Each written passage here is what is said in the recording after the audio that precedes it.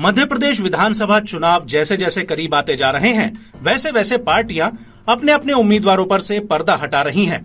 इसी कड़ी में बीजेपी ने सबको चौंकाते हुए दिग्गज नेताओं को मैदान में उतारने का जोखिम लिया है।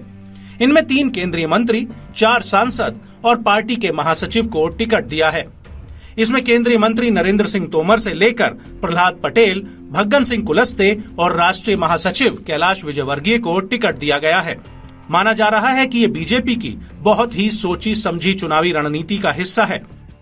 पार्टी का आदेश है, खाली ये बताया था कि आपको कुछ काम दिया जाएगा, तुम ना नहीं करोगे, तुमको करना है।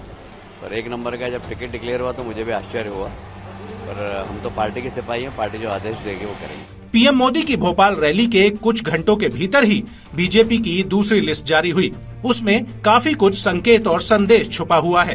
पार्टी के दिग्गज नेताओं को चुनावी मैदान में उतारने के साथ ही सभी जातियों और क्षेत्रीय संतुलन को साधने की कोशिश की है। मध्य प्रदेश में मुख्यमंत्री पद के लिए बीजेपी किसी एक नेता को उम्मीदवार बताने से बच रही है। यही वजह है कि पार्टी सामूहिक नेतृत्व के फैसले पर चुनाव लड़ने का ऐलान कर चुकी है। ऐसे में सीएम शिवराज सिंह चौहान की टेंशन भी बढ़ती दिख रही है। दूसरी लिस्ट में भी पार्टी के अब तक के सबसे लंबे समय तक मुख्यमंत्री रहे शिवराज सिंह चौहान की सीट का ऐलान नहीं हुआ है। इसके बाद से कयास लगाए जा रहे हैं कि आने वाली लिस्ट में 2 और केंद्रीय मंत्री चुनावी मैदान में ताल ठोक सकते हैं। इनमें सबसे आगे ज्योतिरादित्य सिंधिया का नाम भी शामिल है। इसके अलावा केंद्रीय मंत्री वीरेंद्र खटीक को भी इस बार विधानसभा चुनाव में राजनीति के रण में उतारा जा सकता है। भारतीय जनता पार्टी कार्यकर्ताओं की पार्टी है। जो भी जिम्मेदारी हर एक कार्यकर्ता को दी जाती है, उस जिम्मेदारी का निर्वाह करना हमारी केवल जिम्मेदारी और दायित्व नहीं, लेकिन हमारा धर्म बनता है। आपको बता दें कि ये कोई पहला मौका नहीं है जब बीजेपी ने राज्य के चुनाव में केंद्रीय मंत्रियों और सांसदों पर दांव लगाया है। बीजेपी यूपी, बंगाल और त्रिपुरा के चुनाव में भी ये प्रयोग कर चुकी है। माना जा रहा है कि पार्टी किसी तरह की ढिलाई बरतने के मूड में नहीं है।